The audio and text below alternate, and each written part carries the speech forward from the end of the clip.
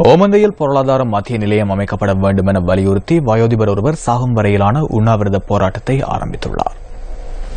வவுனியா தெற்கு தமிழ் பிரதேச சபையின் ஓமந்தையில் அமைந்துள்ள உப அலுவலகத்திற்கு முன்பாக குறித்த வயோதிபர் இன்று காலை முதல் உண்ணாவிரதத்தை முன்னெடுத்து வருவதாக எமது பிராந்திய செய்தியாளர் குறிப்பிட்டார். த மகேஸ்வரன் என்ற 73 வயதான ஓமந்தை பகுதியைச் சேர்ந்த வயோதிபரே இவ்வாறு உண்ணாவிரதத்தை முன்னெடுத்து வருகின்றார். 2009-2010 வவுனியா மாவட்டத்துக்கான பொருளாதார மத்திய நிலையம் ஓமந்தையில் அமைக்கப்பட வேண்டும் என்று ஆளுநர் சந்திரசிறியை கேட்க 82 பேர் அதை கையெழுத்து வைத்து ஒரு தீர்மானம் நிறைவேற்றப்பட்டது. அதன் பிறகு எதிர்க்கட்சி தலைவர் சம்பந்தன் ஐயா அவர்களுடைய உத்தரவின் பேரில் வடமாகாண முதலமைச்சர் வாக்கெடுப்பு எடுத்தார். அதில் 21 பேர் ஓமந்தையில பொருளாதார மையம் அமைய வேண்டும் என்று வாக்களித்திருக்கிறார்கள்.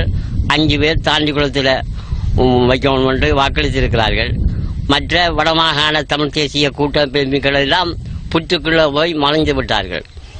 இந்த மாதிரி பிரச்சனை இது கேட்க நான் கேட்கிறேன், அந்த வவுனியா மாவட்டத்துக்கு வந்தது ஓமந்தையில் அமைக்கிறதுக்கு இடமும் கொடுத்த பிறகு ஏன் இந்த நிலப்பாடு? என்ன மாற்றம் இதில்? உங்களுக்கு என்ன நடந்தது 6 வருஷத்துக்கு பிறகு இதை மாற்றம் அளிக்கிறதுக்கு?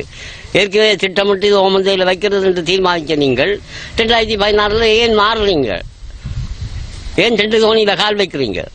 தயவு செய்து நகரமாக இருக்கட்டும், பக்கத்தில் இருக்கிற ஓமந்தை கிராமம் எழில் வர வேண்டும். ஓமந்தையில தான் மத்திய அமையும் என்பதற்காக நான் சாகும் பதவி உண்ணாமல் இருக்கிறேன். இந்த ஓமந்தையில இந்த பொருளாதார மத்திய சந்தை அமைக்க வேண்டும் என்று மாண்புமிகு ஜனாதிபதி அவர்களை, பிரதம மந்திரி அவர்களை, எதிர்கட்சி தலைவர்களை, வடமாகாண முதலமைச்சர் ஐயா விக்னேஸ்வரன் அவர்களை நான் பணிவன்போடு கேட்டு விடைபெறுகிறேன்.